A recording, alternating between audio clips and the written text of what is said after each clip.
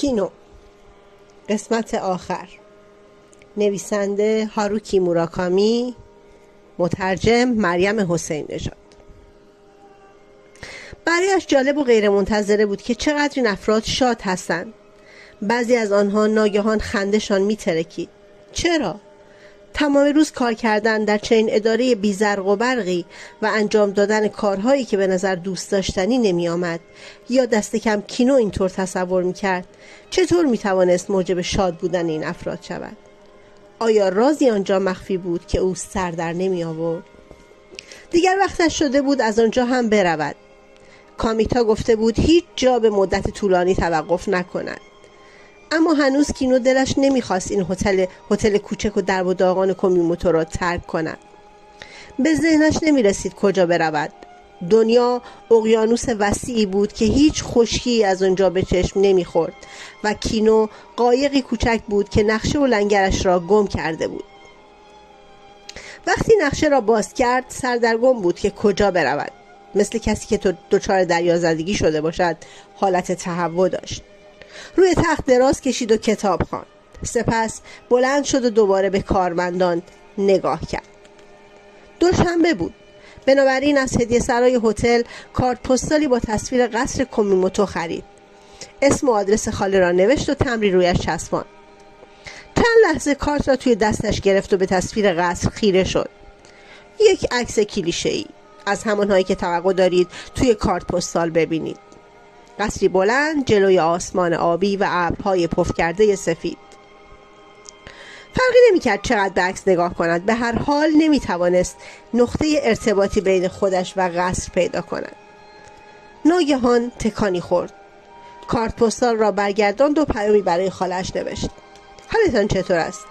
این روزها وضع کمرتان چطور است؟ همونطور که می‌بینید من هنوز در حال سفرم. گاهی حس می‌کنم کاش نیمه شفاف بودم. کاش می توانستید اندامهای داخلیم را مثل طعمه روی قلاب ببینید. راستی من خوبم. به امید دیدار، کینو. نمیدانست چه چیزی را تحریک کرده که اینها را بنویسد. این کار شدیداً برایش ممنوع بود. اما نتوانست جلوی خودش را بگیرد. او فکر میکرد باید دوباره با واقعیت‌ها ارتباط برقرار کند و نمیخواست تنها باشد. اینگونه کسی خواهم شد که وجود ندارد. و پیش از اینکه نظرش عوض شود به طرف صندوق پست شتافت و کارت پستال را داخلش انداخت. وقتی بیدار شد ساعت کنار تختش 2 را نشان میداد. کسی در اتاقش را میکوبید. صدای ضربه ها بلند نبود اما محکم و پیوسته بود، مثل ضربات نجار ماهری که میخ میکوبد. آن صدا کینو را از خواب عمیق بیدار کرد و وقتی هوشیارتر شد به وضوح صدا را شنید. میدانست این ضربه ها معنایی دارند و مردد بود بلند شود و در را باز کند. به هر حال کسی که ضربه میزد قدرت باز کردن در را از بیرون نداشت. باید با دستان کینو باز میشد.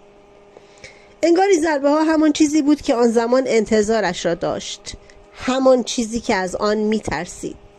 خیلی مبهم بود. بین 2 ضربه شدید یک مکث مثل خلأ وجود داشت. همسرش پرسید تو کمی اذیت شدی اینطور نیست؟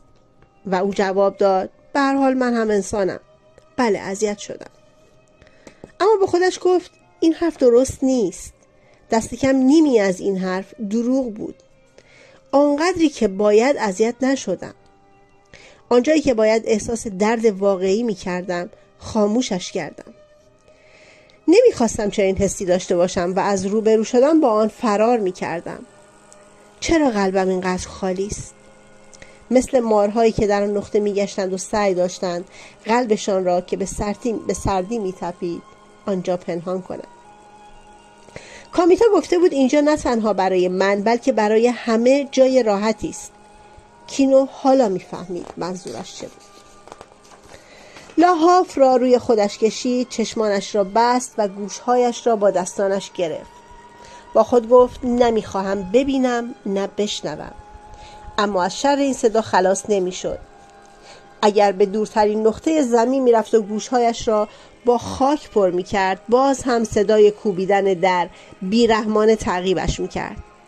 این صدای کوبیدن در اتاق نبود. صدای تپش قلبش بود و او نمیتوانست از این صدا فرار کند. نمیدانست چقدر گذشته، اما متوجه شد صدای کوبیدن قطع شده است. این اتاق مثل نقاط دور از ماه و شبیه یک مخفیگاه بود. هنوز لحاف را روی خودش کشیده بود. باید از خودش محافظت میکرد. کسی که آن سوی در بود به راحتی تسلیم نمیشد. عجله هم نداشت. هنوز ماه بیرون نیامده بود. فقط صور فلکی کمسو آسمان را روشن کرده بودند. متعلقات دنیا برای یک آن طولانی تر از چیزهای دیگر شد. آنها راههای مختلفی داشتند. می توانستند هر آنچه را که می خواهند به هر شیوهی به دست آورند. ریشه های تاریکی در زیر زمین گسترده می شد. بسیار صبورانه در طول زمان نقاط نرمتر و قابل نفوذتر را پیدا می کرد و به این شیوه حتی می توانست سخت ترین صخره ها را بشکافد. سرانجام طبق انتظار کینو ضربه ها دوباره شروع شدند، اما این بار از سمت دیگری می آمدند، نزدیکتر از پیش. هر کسی که در را می کوبید حالا درست پشت پنجره کنار تختش ایستاده بود. به دیوار ساختمان چسبیده و از 8 طبقه بالا آمده بود و مثل رگبار باران تپ تپ تپ روی شیشه می کوبید. ضربه زدنها همان ریتم را داشت، 2 بار پشت هم و بدون توقف، مثل تپش های قلب کسی که هیجان زده است. پرده ها باز بودند. پیش از اینکه کینو به خواب برود خواسته بود شکل قطره های باران روی شیشه را ببیند. می توانست تصور کند اگر حالا سرش را از لحاف بیرون آورد چه چیزی را خواهد دید. باید توانایی تصور هر چیزی را سرکوب می کرد. با خود گفت نباید به آن نگاه کنم. مهم نیست چقدر خالی شده. هنوز قلب من است. هنوز گرمای حیات درونش است. خاطرات مثل خزه های پیچیده دور تکه الوارهای افتاده در ساحل بی هیچ حرفی منتظر جزر و مد شدید بودند. اگر احساسات بریده شوند خونریزی می کنند.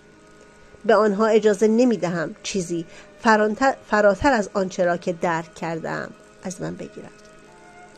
کامیتا گفته بود حافظه چیز مفیدی است. ناگهان فکری به ذهن کینو رسید. کامیتا به نوعی با درخت بید قدیمی جلوی خانه‌اش ارتباط داشت. نمیتوانست بفهمد چه حسی و چه ارتباطی، اما وقتی فکر میکرد به این نتیجه میرسید. کینو به یاد شاخه های سبزی افتاد که سنگین شدند و به تنه درخت نزدیک شدند و در تابستان سایه خنکی به وجود آوردند. در روزهای بارانی قطره‌های طلایی روی شاخه‌های نرمش می‌درخشیدند. در روزهای طوفانی مثل قلبی بدون توقف پیچ و تاب می‌خوردند. پرنده‌های کوچک از فرازش پرواز می‌کردند و بر سر هم جیغ می‌زدند. آرام روی شاخه‌های نازک و محکم درخت فرود می‌آمدند تا دوباره پر بگیرند. کینو زیر لحاف مثل یک کرم جمع شده بود. چشمانش را محکم بسته بود و به درخت بید فکر میکرد.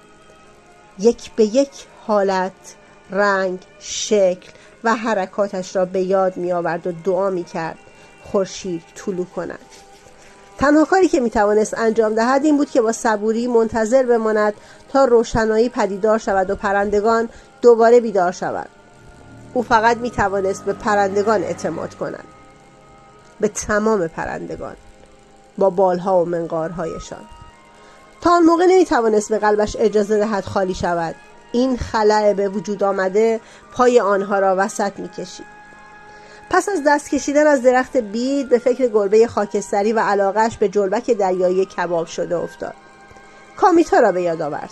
با کتابی در دست نزدیک پیشخوان. دوندگان جوانی را که در رقابت‌های خسته کننده همدیگر را دنبال می‌کردند.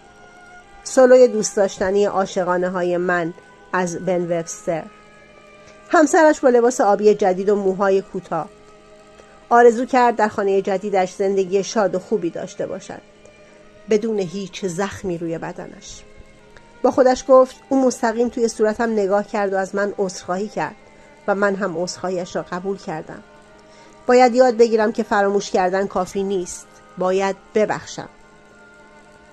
اما انگار گذر زمان همه چیز را به درستی تغییر نداده بود. و وزن خونین امیال و لنگر زنگ زده پشیمانی داشت جریان طبیعی زندگیش را متوقف می‌کرد.